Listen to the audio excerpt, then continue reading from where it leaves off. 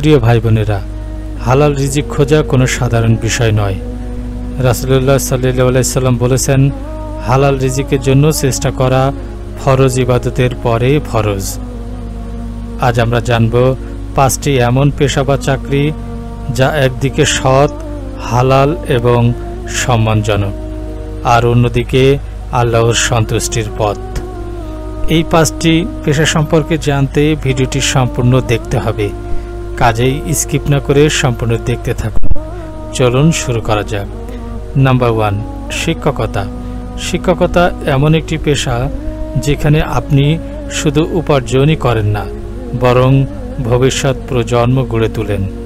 রাসূল সাল্লাল্লাহু আলাইহি সাল্লাম বলেছেন, তোমাদের মধ্যে সেই শ্রেষ্ঠ যে কোরআন শেখে এবং অন্যকে শেখায়। সহিহ বুখারী, হাদিস নম্বর 5027। শিক্ষক শুধু স্কুলের নয়, হতে পারেন কোরআনের হাফেজ, মাদ্রাসার শিক্ষক বা ইসলামী বক্তা।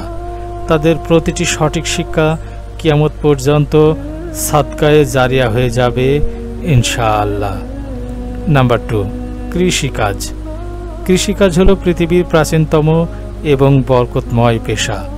রাসূল সাল্লাল্লাহু আলাইহি সাল্লাম বলেছেন, যে মুসলিম গাছ রোপণ করে বা শস্য উৎপন্ন করে, তারপর কোনো পাখি, মানুষ বা জন্তু খায়, তা তার জন্য সদকা হিসেবে গণ্য হবে।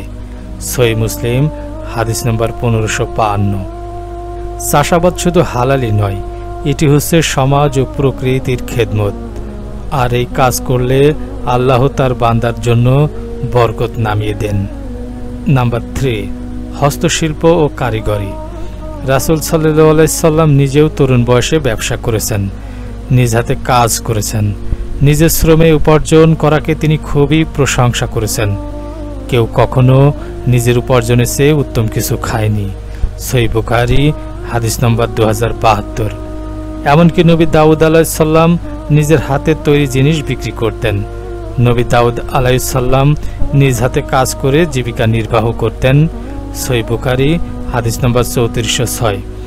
তাই হোক সেটা কাঠের কাজ, সেলাই, ডিজাইনিং বা ডিজিটাল স্কিল, এগুলো সবই হালাল জীবিকার সম্মানজনক পথ। নাম্বার 4, সৎ ব্যবসা। ব্যবসা এমন একটি পেশা যেখানে সততা ও বিশ্বাস বড় গুণ।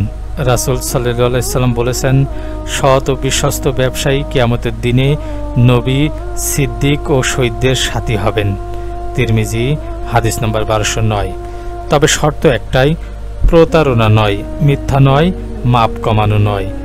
যে আমাদেরকে ধোঁকা দেয় সে আমাদের দলভুক্ত নয়। সহিহ মুসলিম, হাদিস নম্বর 101। আল্লাহ ভীতি রেখে ব্যবসা করলে দুনিয়ার লাভ তো হবেই, সাথে আখিরাতেও বড় মর্যাদা মিলবে। নাম্বার 5, ইসলামিক খেদমতের পেশা। হোক সেটা ইমাম, মুয়াজ্জিন, ইসলামিক স্কলার অথবা ইসলাম প্রচারক। এই পেশাগুলো কেবল উপার্জনের জন্য নয়, বরং আল্লাহর দ্বীনের খেদমতের জন্য। আল্লাহ সেই বান্দার মুখ উজ্জ্বল করেন যে আমার কথা শুনে তা মনে রাখে এবং অন্যকে পৌঁছে দেয়। তিরমিজি, হাদিস নম্বর 2657। এই পেশায় থাকার অর্থ মানুষকে জ্ঞানের আলো দেওয়া আর নিজের জন্য জান্নাতের পথ প্রশস্ত করা। প্রিয় ভাই বোনেরা, জীবনের প্রতিটি দিকেই আমরা হালাল হারামের ফয়সালা করতে পারি। হালাল উপার্জন শুধু বরকতের উৎসই নয়, এটা দোয়া কবুলের শর্ত। একজন ব্যক্তি দীর্ঘ সফর করে তার চুল অবিনষ্ট, সে হাত তুলে দোয়া করে, হে আল্লাহ, অথচ তার খাদ্য হারাম, পানীয় হারাম, তার দোয়া কিভাবে কবুল হবে? সহিহ মুসলিম, হাদিস 1015।